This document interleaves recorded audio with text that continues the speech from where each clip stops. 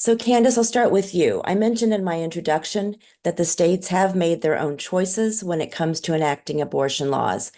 How do the state level policies on abortion access impact women's health outcomes, particularly in relationship to maternal mortality rates, as well as the creation of maternal care deserts?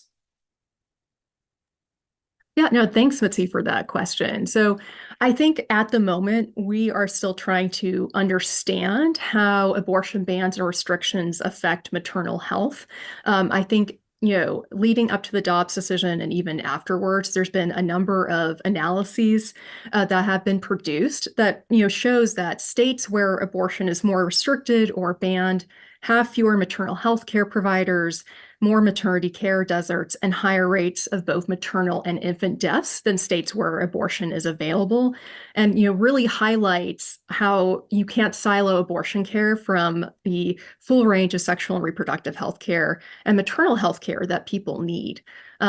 I'll also note too quickly that researchers have provided preliminary estimates regarding the risk of maternal mortality for individuals if there was a national ban on abortion to be enacted. And assuming that abortions were banned in all states, at the highest end, maternal mortality would increase by 24%.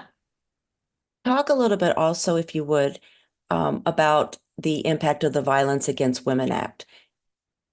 Of course. Yeah, so the Violence Against Women Act, or VAWA, was first enacted in 1994, and it's most recently been reauthorized in 2022. So how VAWA works, it was actually signed in law by now President Joseph Biden, but it is reauthorized every 5 years, and usually it's tacked onto the annual appropriations bills that come out of Congress to fund the government.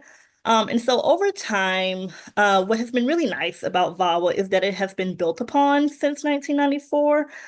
It has taken years of lobbying and storytelling by survivors and organizations to get VAWA where it is today. So for example, in the early 90s, when VAWA was first enacted, culturally, domestic violence and intimate partner violence wasn't seen as really something that impacted young people. It wasn't really talked about in the context of those who weren't married. It didn't center women of color really at all, and it certainly didn't really center people in non-heterosexual relationships. So it took years of work by earlier advocates and organizations such as the National Network to End Domestic Violence, Survived and Punished, National No Fault Center, and just to name a few, to really push that narrative so that when VAWA is reauthorized every 5 years, it includes protections for not only getting legal support, it funds organizations that do domestic violence work.